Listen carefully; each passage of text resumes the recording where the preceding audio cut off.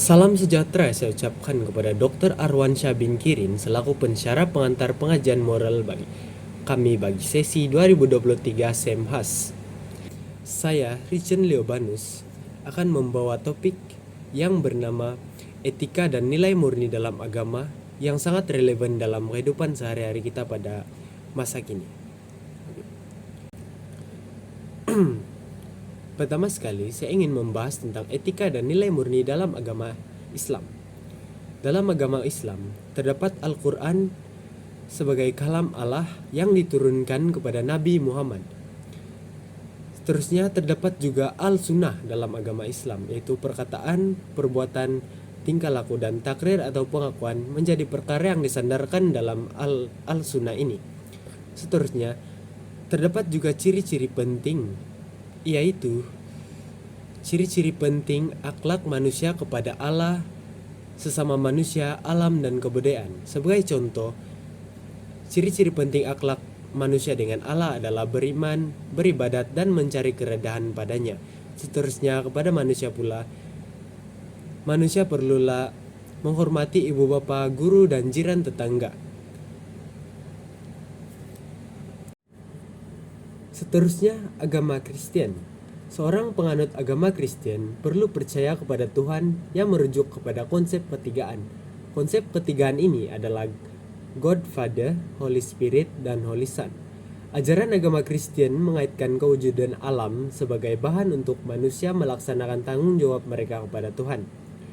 Dalam aspek etika dan nilai, Perjanjian Lama menyampaikan undang-undang yang berupa perintah 10. Sebagai seorang umat Kristen, kami perlu percaya kepada 10 perintah Allah seperti yang tertera dalam Perjanjian Lama dalam kitab ataupun Alkitab yang selalu dipanggil oleh umat kami. Di samping itu, terdapat juga etika dan nilai murni dalam agama Buddha. Agama Buddha ini diasaskan oleh Siddhartha Gautama. Asas daripada ajaran ini menyatakan bahwa sesuatu itu tidak kekal dan semuanya saling bergantung antara satu sama lain. Dalam agama Buddha ini terdapat konsep ketuhanan, di mana konsep tersebut menekankan ketinggian moral dan pelepasan manusia bergantung kepada diri mereka sendiri dan bukannya Tuhan. Penganut agama Buddha juga percaya kepada hukum karma. Hukum karma ini dipercayai akibat daripada perbuatan manusia. Dalam agama ini juga terdapat 4 kebenaran mulia, yaitu dukkha, magga, samadoya, nirodha. Terusnya jalan Buddha. Terdapat yang namanya jalan pertengahan ataupun jalan 8 yang mulia. Dalam agama Buddha juga terdapat jalan yang perlu dijauhi, yaitu 5 peraturan bagi semua orang, 5 peraturan khusus bagi Sami dan pada hari-hari suci.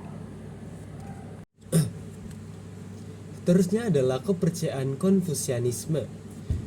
Pengasas bagi kepercayaan ini adalah Kung Fu Tse. Kepercayaan ini mementingkan akhlak yang mulia dan percaya bahwa semua orang dapat menjadi orang baik. Seterusnya terdapat 3 ajaran utama dalam kepercayaan ini, yaitu 5 sifat kekekalan, yaitu Ren, Yi, Lin, Zi, dan Xin. Seterusnya 8 nilai murni, yaitu Xiao, Ti, Song, Xin, Li, Yi, Lian, Shi.